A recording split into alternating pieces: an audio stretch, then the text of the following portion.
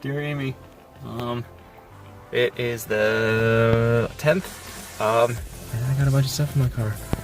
About to do some science. Finally gonna collect some data for my thesis, so it's exciting. I was rushed this morning to get out at 8 a.m. so I couldn't bring my GoPro, so here we are. Back on my old phone. Hopefully everything goes alright today. Fingers crossed. I'll sit here, probably until 5. So, the whole point of my research is to be able to calculate groundwater seepage based on radon concentrations in the lake. Radon is a gas. It's on the periodic table. It's not very prevalent in surface water, but it's very relatively very abundant in groundwater. Just the wind's blowing.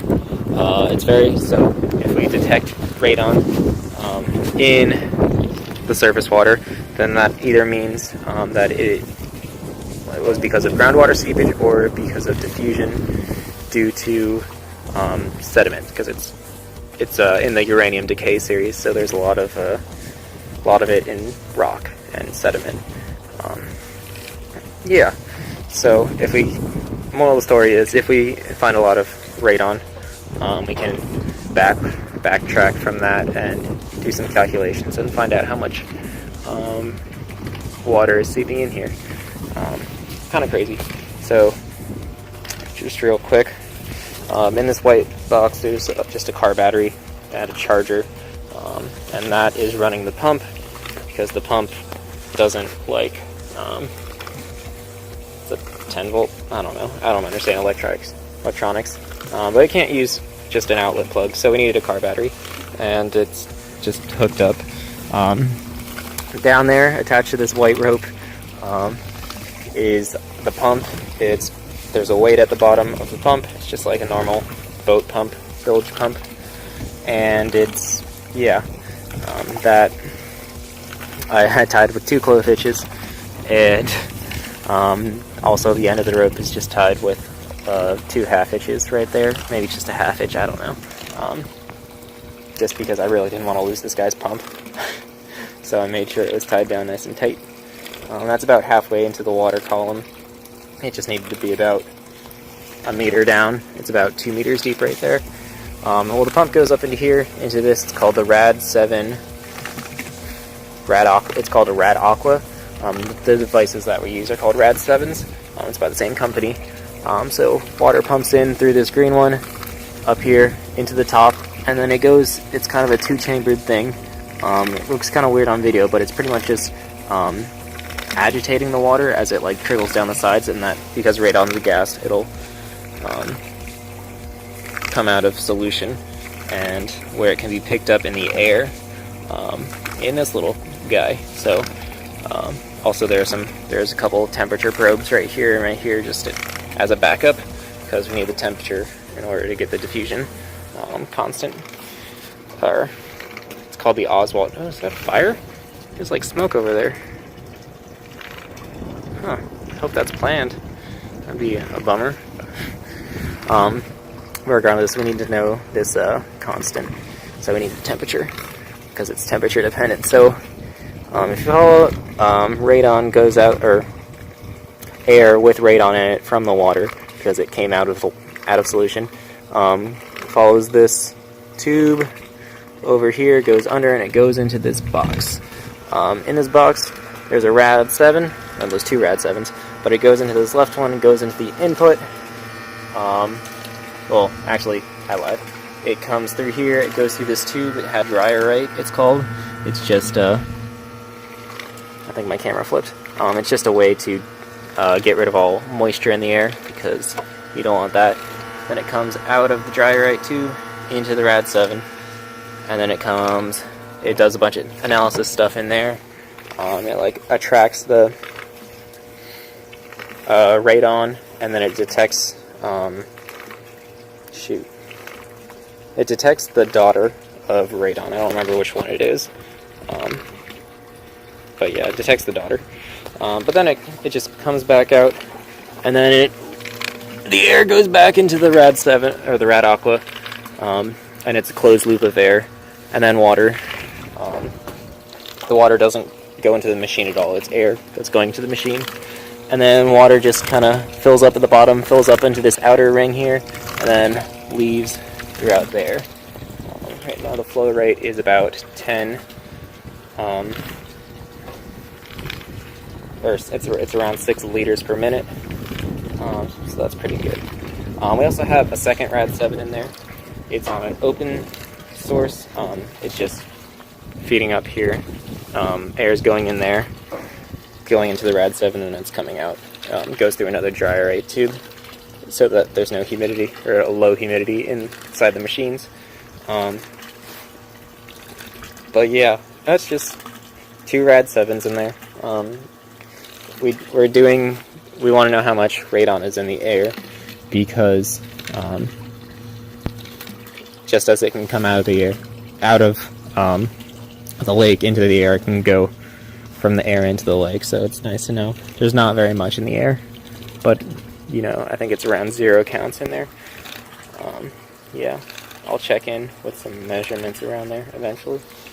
But yeah, other than that, I just need to check the flow rate every so often, because when I left for my class, that was like filling up, and there were some issues.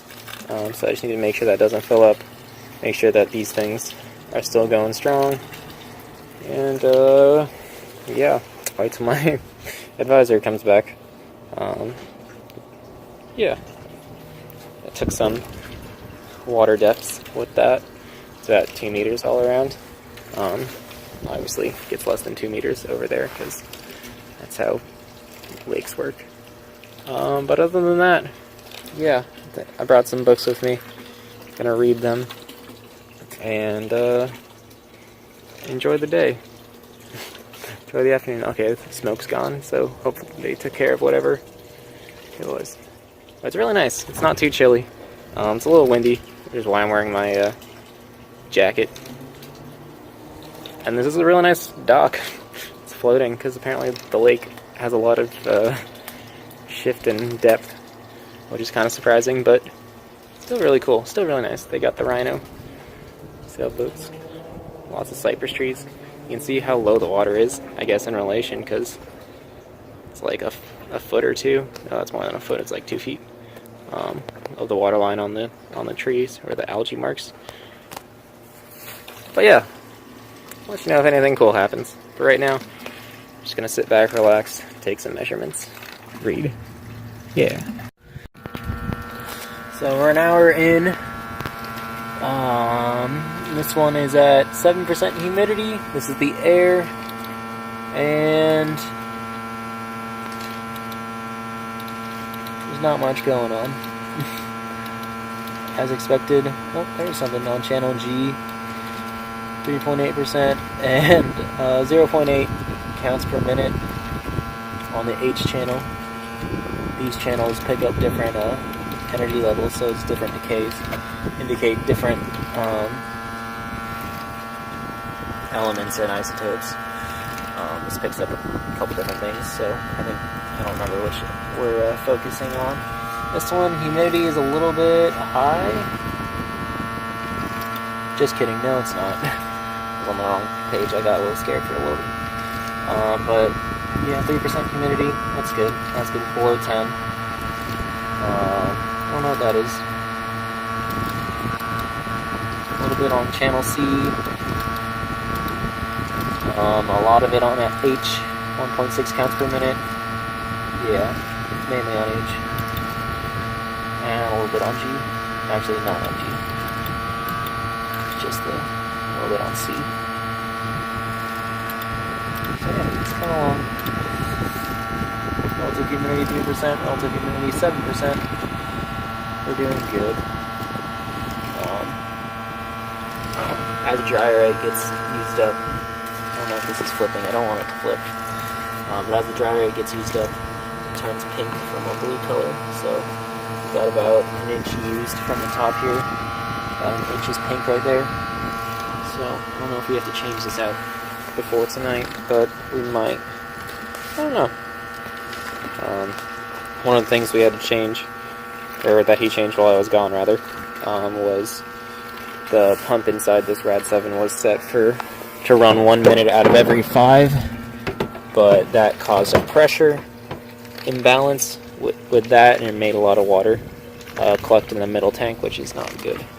So he changed it to be continuously running, so that'll use more dry, right? So hopefully that'll be okay.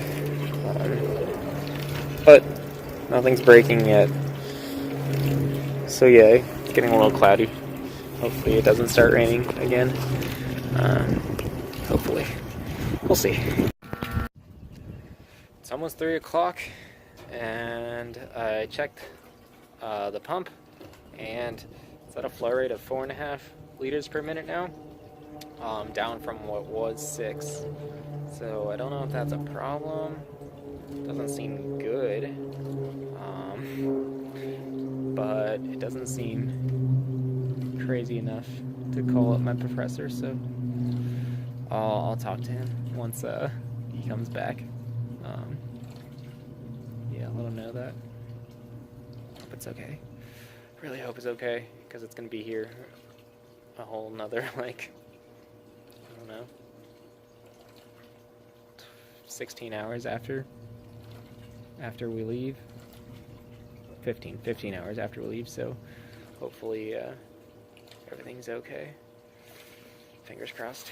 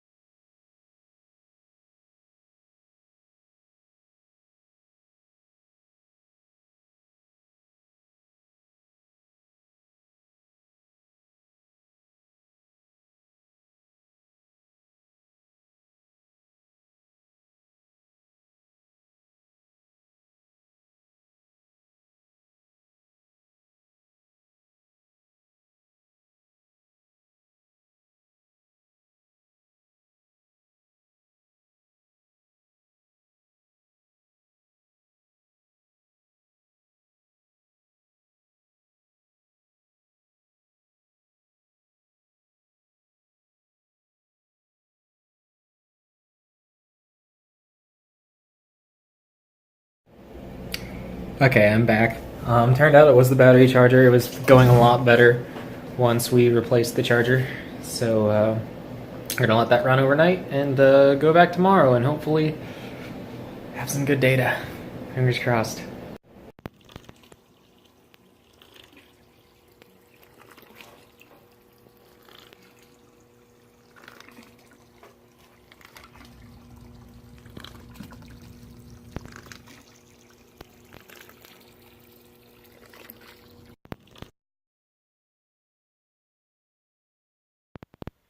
Okay. It's really humid, but we got all the data collection. Everything was working in the morning.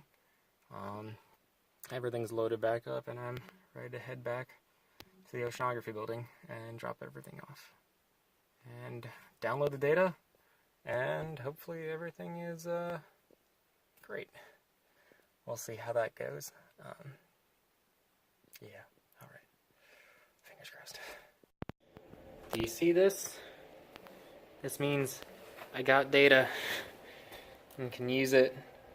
So I finally have a place to start actually writing my paper and not just like the proposal.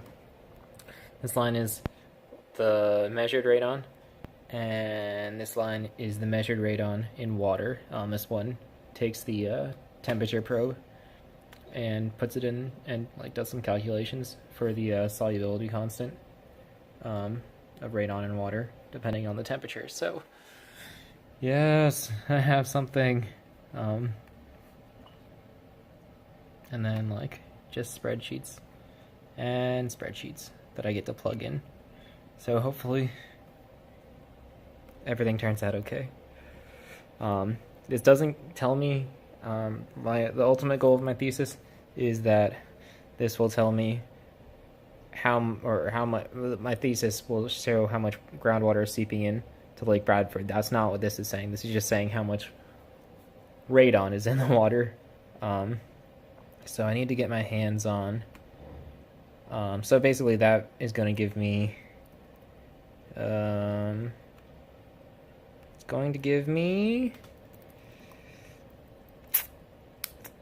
it's the wrong spreadsheet. It's going to give me one of these values. This right here. Where is it? There's something that's like I through R. It just tells you the atmospheric evasion, I think it's called. Atmospheric loss, yeah, equations in I through R to evaluate atmospheric loss. So that's just telling me how much radon is coming off of the lake, which I can plug into another equation, as long as I know how much groundwater in the groundwater budget there is, or radon in the groundwater budget. Yeah, inventory. So I need to either get a pump and go back out to the res, do some magic with some sediment calculations, or something. So our professor is leaving for China as of next week, so hopefully I'll get something done. But things are looking up. Yeah, things are looking up. That's pretty much all I have. End it. Good look of campus. It's finally clearing up after being miserable the past couple days. How metaphorical. Metaphorical? Symbolic. There we go. It's a good view. Okay, see you later, Amy. Bye.